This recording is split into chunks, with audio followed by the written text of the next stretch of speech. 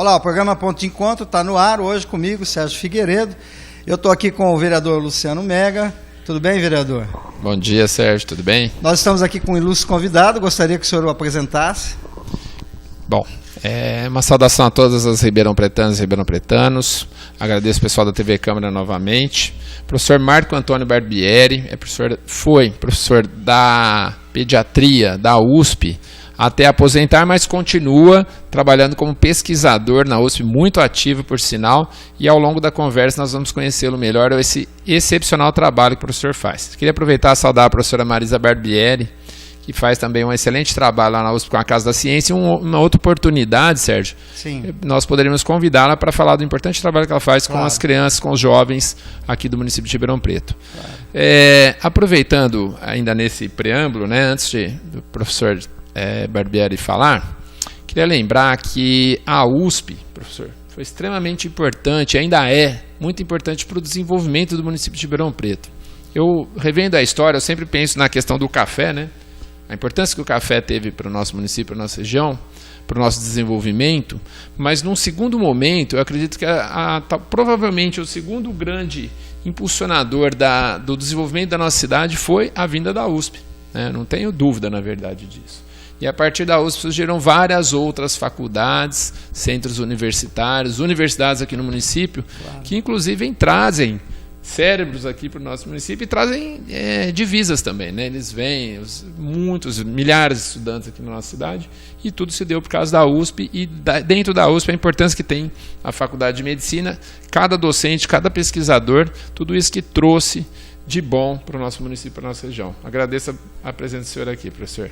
Bom, professor, é uma honra tê-lo aqui no programa, na TV Câmara, e já agradecer ao senhor pelo seu trabalho. Não sei se a comunidade, a sociedade reconhece esses trabalhos, mas a gente, aqui num pequeno papo, já deu para ver que o senhor tem um trabalho importantíssimo, né? O senhor e os outros pesquisadores, evidentemente. E a gente queria falar sobre isso, né, vereador? O que realmente o professor faz com a sociedade e está fazendo hoje? Bom dia a vocês, bom dia a todos, bom dia aos Ribeirão Pretanos. Você me deu uma pergunta, mas ele me deu uma provocação, não é? E eu queria, então, depois, se eu desviar, você repete para mim, me interrompe, mas claro. É que ele deu uma provocação. Eu fico sempre pensando por que eu aposentei e continuei lá trabalhando, além, evidente, da minha família e da Marisa, que também me puxa para lá, não é? Claro. Nós dois. Mas por que eu fiquei lá? Sim. Então, ele lembrou de Ribeirão Preto como capital do café. Então, a minha família, meu avô e minha avó, meu avô Barbieri, foi chamado pelo dono da antiga fazenda do Schmidt para vir compor a orquestra da fazenda, porque ele era músico, ele veio da Itália e foi trabalhar, mas na verdade foi organizar a orquestra da fazenda lá. E a fazenda é onde também nasceu o meu pai e meus tios, que hoje é onde a gente trabalha, e eu estou lá. E eu morei 13 anos lá com a minha família. Uma das partes mais importantes da minha vida foi, entre outras, foi passar os 13 anos trabalhando dentro da Faculdade de Medicina da Universidade de São Paulo e morando lá com os meus filhos, com a minha família. Olha. Então, isso eu estou... Porque agora eu estou pensando, por que eu fiquei lá, não é? Sim. Então, e o nosso trabalho, do qual você está querendo que eu fale, ele começa num período que nós estamos chegando praticamente à terceira parte da ditadura, estou falando de 1977, 78. Em 77, a gente traz um professor da Inglaterra para ficar conosco aqui 3 semanas, professor Jimmy Tanner. Depois nós trabalhamos com ele em Londres, e aonde ele nos ajudou a pensar, que nós tínhamos organizado uma proposta de trabalho, a pensar o trabalho com mais organização científica, já que ele era um grande professor. Sim. E aí ele participou aqui, e nós, então, em 77, discutimos a organização do projeto, que em 78 foi a campo. E nesse período, Ribeirão Preto também vivia uma outra mudança. De capital do café, estava virando a Califórnia brasileira com o etanol e a cana. Então a gente começa, nesse contexto, a avaliar, e a grande ideia na época foi avaliar a saúde perinatal, isto é, o entorno do que acontecia com as mães e as crianças durante a gravidez e o parto, e o pedaço do começo da vida, e junto incluímos estudar a mortalidade infantil desse grupo. Essa foi a grande questão da época. Certo. Não sei se eu continuo ainda. Pode continuar. Claro. Eu vou aproveitar e dizer, para quem ainda não conhece o trabalho, que essas crianças nascidas em 1978, 1979, todos os ribeirão-pretanos que nasceram naquela época continuaram sendo seguidos pelo professor. Já faz 40 anos que ele segue a saúde dessas pessoas, né? Ou seja, as pessoas que nasceram nessa época tiveram acompanhamento não só ali no nascimento, mas até agora. Sim. Isso, e esse é um trabalho, certo? E depois tem em outras épocas, né? Em 1994, em 2010, o professor faz o mesmo trabalho. E esses trabalhos, eles são reconhecidos, na verdade cada um desses deu origem a vários outros trabalhos, formaram-se vários outros pesquisadores, e é um trabalho reconhecido nacionalmente na América Latina, mas na verdade ele é mundialmente conhecido. Por isso a presença do professor aqui, o convite. Em torno de quantas pessoas nesse período? O primeiro trabalho, ele inicia, nós pegamos todos os nascimentos, mas tinham 27% dos nascimentos eram de mães que não moravam em Ribeirão. Certo. As mães vieram dar luz aqui. Então, para acompanhá-los, aí como era estudar a saúde perinatal, em princípio elas ficaram no primeira análise.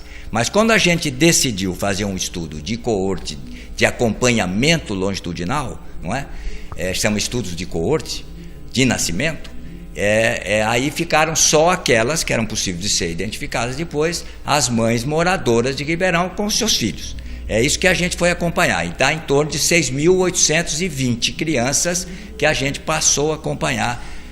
Professor, vamos falar assim, numa linguagem bem popular mesmo. Na verdade, os senhores acompanharam o nascimento de algumas crianças, é isso? Todas. Todas?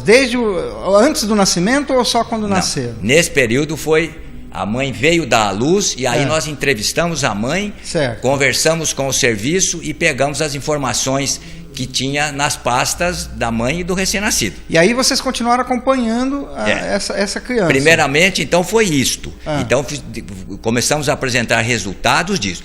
Quantas nasceram, quantas morreram ao nascer, quantas nasceram mortas, quantas morreram no primeiro dia, depois qual é o tipo de nascimento que teve, se era criança muito pequena, se tinha muito prematuro, se tinha muito baixo peso. Entendi. Essas foram as primeiras questões que foram vistas. E se o tipo de parto, cesariana ou parto normal, como é que se distribuía. Então, naquela época, só para dar um exemplo deste, 30% já dos partos foram de cesariana. Estou falando agora das de Ribeirão Preto, que já era alto para a época, né? Que é esperado 15, 20, mas eram 30%.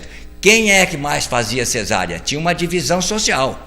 Quem tinha mais acesso à cesariana era quem precisava menos, eram as mulheres ricas.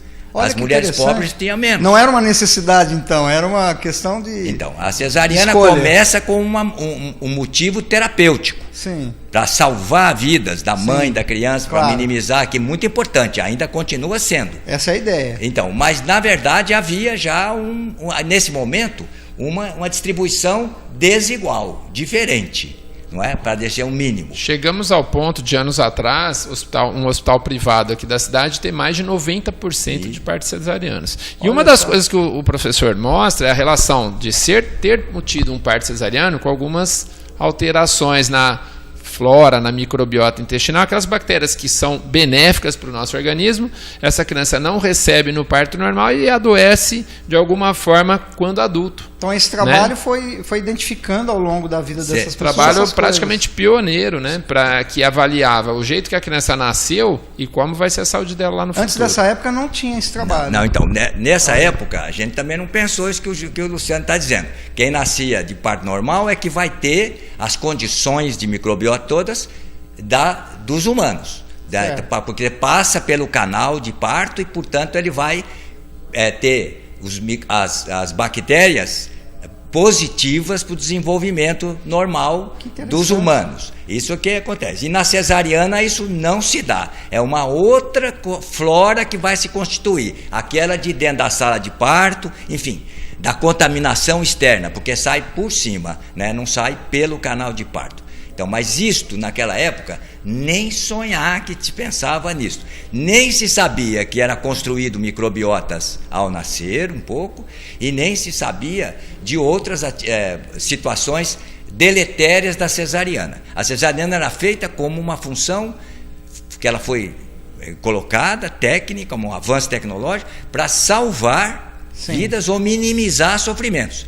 Mas já estava sendo feita de uma forma que diferenciava socialmente. As mulheres ricas tinham mais acessos à cesariana do que as mulheres pobres.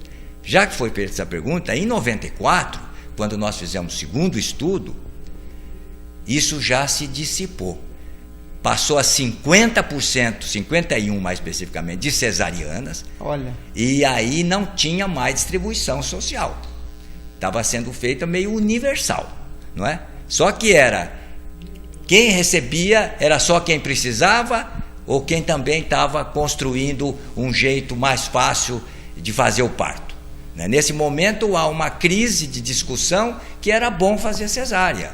Era melhor para a mulher, era melhor, inclusive era bom não amamentar, porque o seio não caía, não sei, aquelas coisas todas que a gente... Então, nesse mesmo momento, a amamentação está muito baixa e a cesariana crescendo muito. Isso em 94, nós estamos falando já. Em 2010, quando nós fomos de novo a campo, já ficou o parto vaginal, que seria o natural, o normal, já deixou de ser o normal, porque normal é o que é mais. Passou a ser a cesariana, ficou 59% dos partos de Ribeirão Preto foram por cesariana, por cirurgia.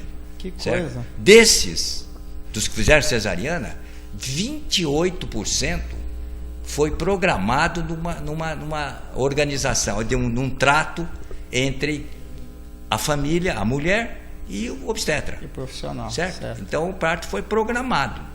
Isso aí é uma outra discussão. Eu queria até lembrar que é lógico que a pessoa, a mulher, a gestante, ela tem o direito de escolher realmente. Claro. Mas o que os trabalhos do professor mostram é que isso pode causar problemas para a criança naquele momento, mas também para o adulto, o futuro adulto, né? Por exemplo, aqueles que nasceram com baixo peso, aqueles que nascem prematuros, isso há uma relação, e alguns trabalhos no mundo, e o do professor é um deles, mostra que isso tem relação com obesidade, com hipertensão, com diabetes, que é a síndrome metabólica. Então, daí a importância do trabalho, o reconhecimento mundial do trabalho do grupo. Na verdade, não é só do professor, que ele é lembrado da professora Elizabeth Scholl também, que é docente lá na USP, que as pessoas e outros pesquisadores. Desculpe cortá-lo, mas eu estou percebendo a importância desse estudo, que é um estudo que é a longo prazo, mas que traz resultados. E, consequentemente, as pessoas que estão nos assistindo, é óbvio que algumas mães estão assim preocupadas. Puxa, eu fiz cesárea, e agora? Isso. Eu vou interferir agora com o nosso telespectador. Já deve estar assim, e agora? O que eu fiz? Muito boa pergunta de você. Então vamos lá, isso mesmo, é importante isso. A gente, quando vai falar em algumas plateias que temos ido, há essa preocupação. Às vezes você fala para as professoras, às vezes você fala uma plateia de pediatra, mas tem muitas mulheres em vários lugares, e depois que acaba, eles vêm perguntar: como é que eu faço, meu filho, então, né? Então eu vou explicar. Tem que ter com algum cuidado especial? Então vamos conversar um pouquinho disso, né? Vamos. E a gente depois tomou o caminho de fazer um estudo a longo, que a gente chama agora de estudar longitudinalmente, é o ciclo vital. Certo. Então a gente aí foi à escola pegar esses meninos, né?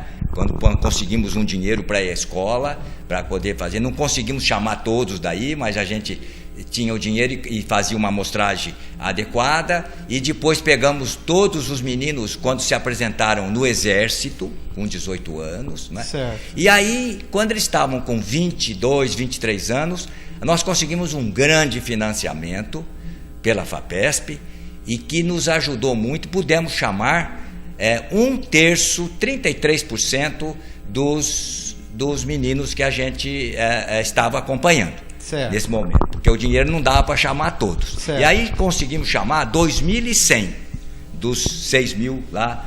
Tinha um tanto já, nós pegamos, tinha morrido. A mortalidade, por exemplo, quando chega acima dos 10 anos até os 22, que nós acompanhamos também, vamos verificar, tínhamos visto a mortalidade infantil, depois da infância e do escolar.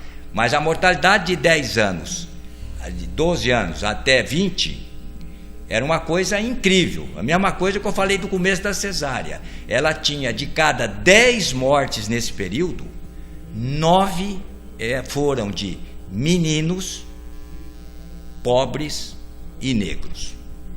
Poxa. Então dá para ver de novo a desigualdade social no trato agora às crianças, aos adolescentes. Certo. Então a gente estava acompanhando, e quando fizemos o estudo com 23 anos, a gente fez um estudo mais complexo, já pegamos outras avaliações, começamos a trabalhar com a biologia já, com biologia molecular, com outras coisas, os estudos de genética, de estudar a síndrome metabólica, essas coisas, então trabalhar com o lado biológico também e o social.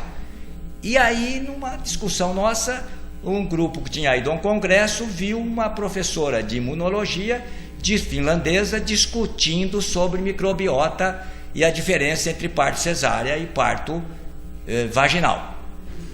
Discutimos lá na mesa do bar depois e falamos, vamos ver o que acontece então com os nossos meninos e meninas.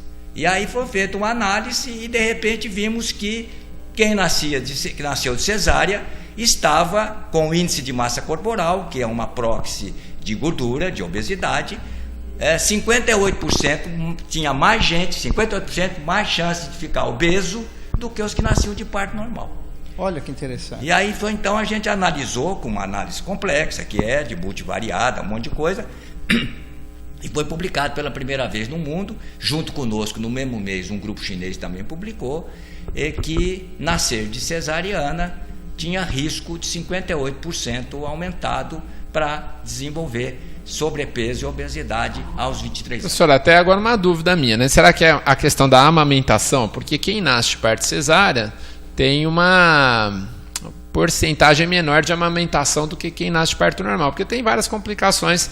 Uma porque a cesárea, às vezes, ela ocorreu porque houve uma complicação, mas a própria cesárea dificulta um pouco a amamentação, né? Será que não foi porque eles não foram amamentados? Também, né? Provavelmente então, também, né? Muito.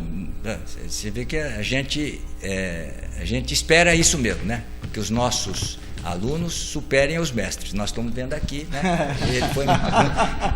Então, ele está puxando fortemente para a gente discutir ciência. Eu acho isso legal pra caramba. Certo. Então, primeiro, naquela época, nós não tivemos dinheiro e tal, a gente não pegou a informação da amamentação das crianças especificamente. Nos outros agora a gente já fez, né? Certo. Mas naquela época tinha gente que trabalhava essa questão já da amamentação.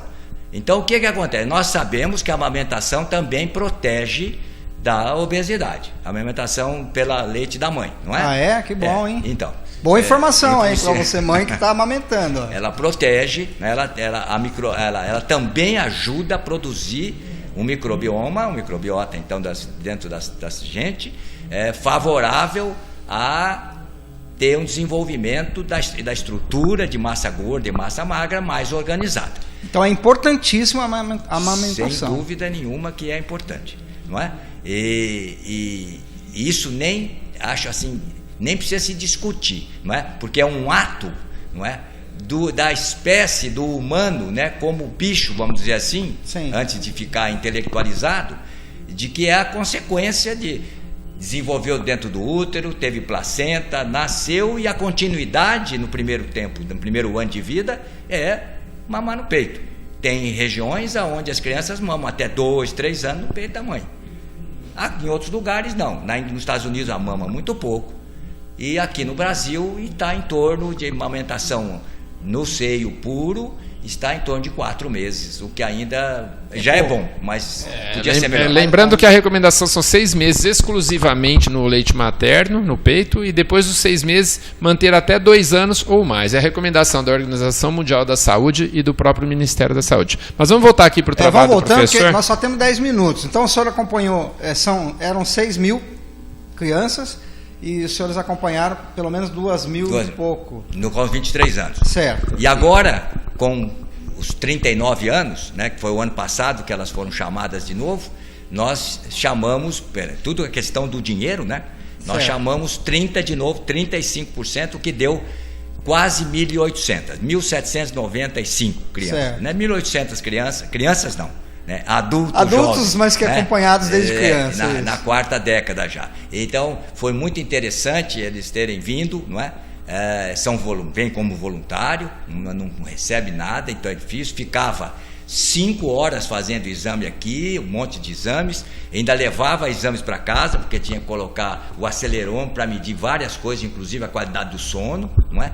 E a gente colocava aqueles aparelhos que mede pressão enquanto está dormindo. Então tudo isso é um custo muito caro, além da parte de biologia molecular, que é muito cara.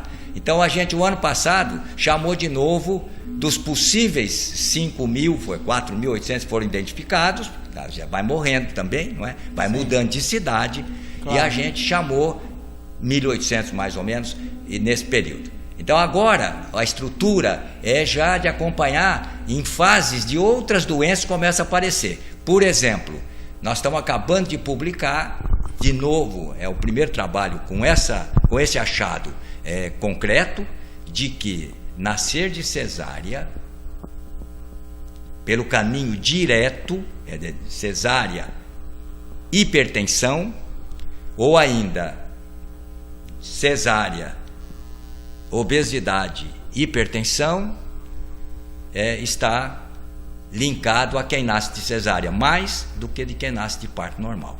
Então, ficar hipertenso aos 25 anos, você já tem uma chance grande de ser mais em quem nasceu de cesariana. Tá, mas agora de novo, né, quem está nos assistindo, poxa, eu fiz cesárea. O que eu tenho que cuidar do meu filho para que ele não incorra nesses riscos aí? Tá bom. Bom, então quem nasceu prematuro, para a mãe, né, que tem um bebê que nasceu prematuro ou de baixo peso e que foi cesariana, então assim, amamentar é uma forma de proteger, mas tomar cuidado que ele pode ser uma criança obesa, que vai ser um adulto obeso, que vai ter hipertensão, diabetes e todos os problemas que isso traz. Então, além da amamentação, cuidado com a alimentação, desde criança e tudo mais. Atividade física. Atividade física. A amamentação é fundamental, só que dizer uma coisa, quando passa pelo canal, depois de destruir essa flora que modificou, não passando pelo canal, a amamentação não consegue resolver, ela consegue minimizar. Certo. Então é fundamental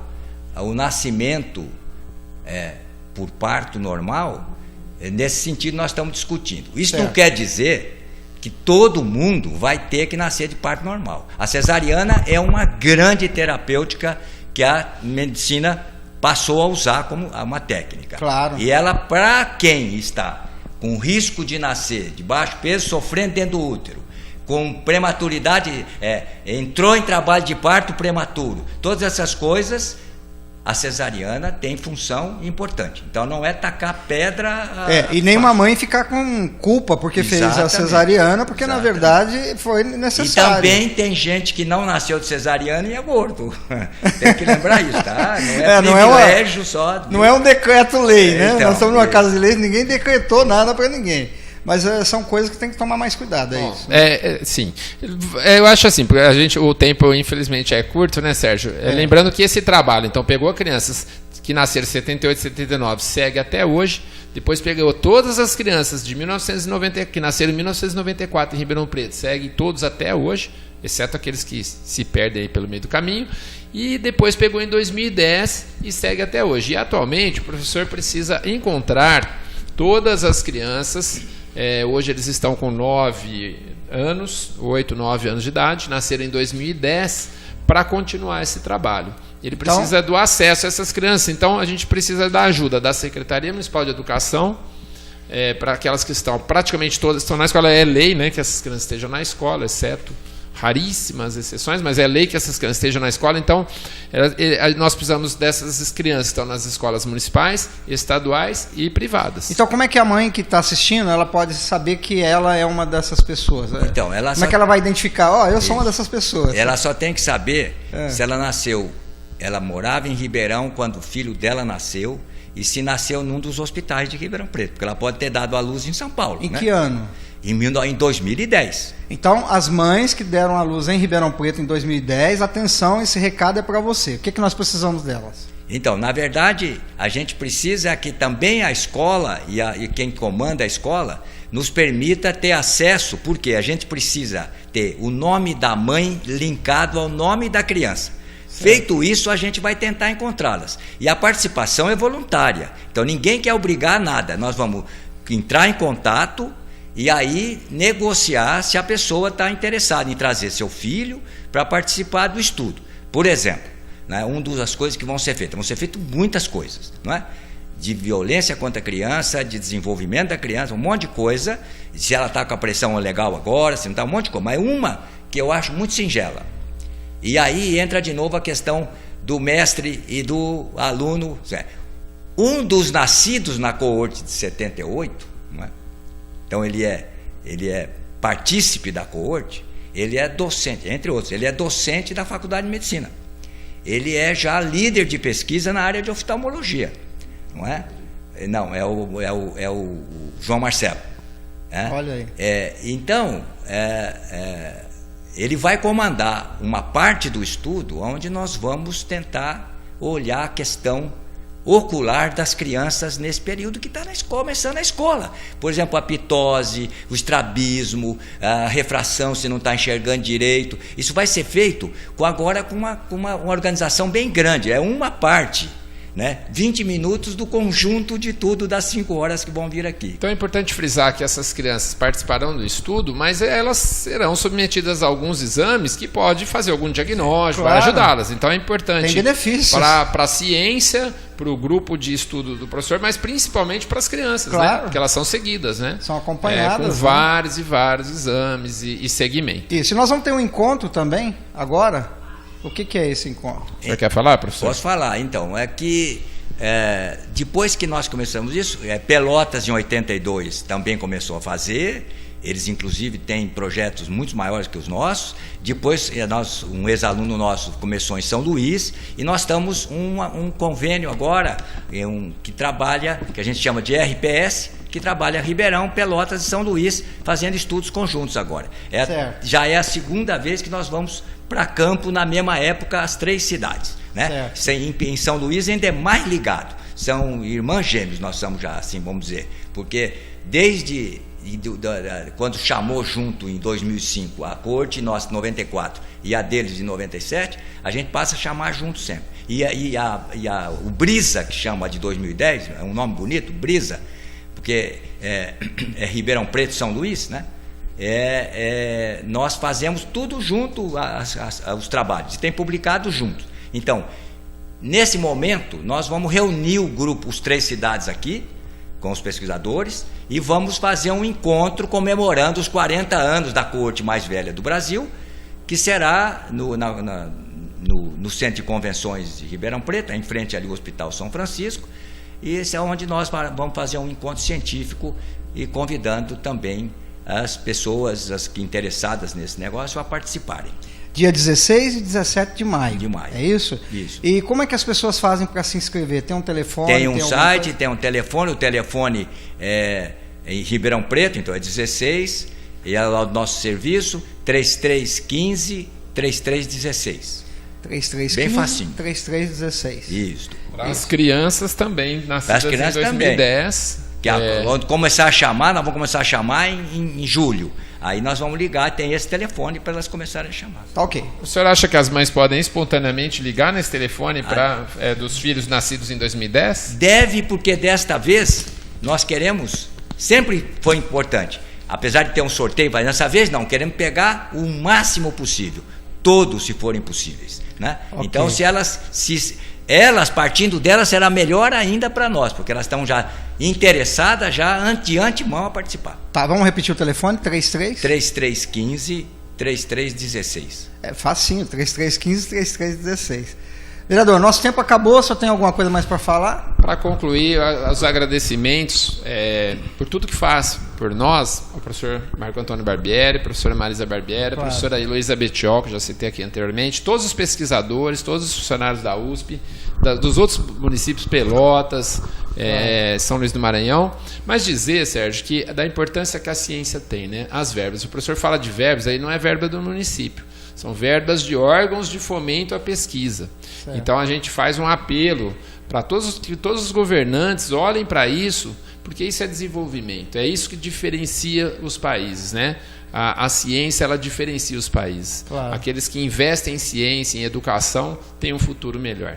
Então, quando a gente briga pelos inícios do trabalho da Fiocruz em Ribeirão, quando nós estamos brigando, nós temos uma CE aberta para trazer o Instituto Butantan para o município de Ribeirão Preto, é por isso que a gente faz, né? Então, no final, é só agradecer, reiterar o convite, vocês devem mostrar o telefone na tela. Então, agradecer a presença do professor, que eu sou muito grato, ele foi meu professor, eu já o conhecia desde o ensino fundamental, eu estudei com o filho dele, nós estudávamos escola pública, o filho dele estudando escola pública, foi o primeiro classificado no ITA, no vestibular do ITA, formou-se, e a família toda. Então, realmente, professor, o senhor está de parabéns pelo trabalho, muito obrigado por comparecer aqui no nosso programa. Muito obrigado a todos. Eu também quero agradecer, em nome da TV Câmara aqui, o seu trabalho, da professora, né, de tantos outros pesquisadores, né. Eu sei que às vezes as pessoas se esquecem de agradecer, mas fica aqui o nosso agradecimento. Muito obrigado, viu? Eu que agradeço muito. Um bom dia a todos. É isso aí, nós terminamos o programa aqui, o Ponto de Encontro. Fique conosco, tem mais para você aí.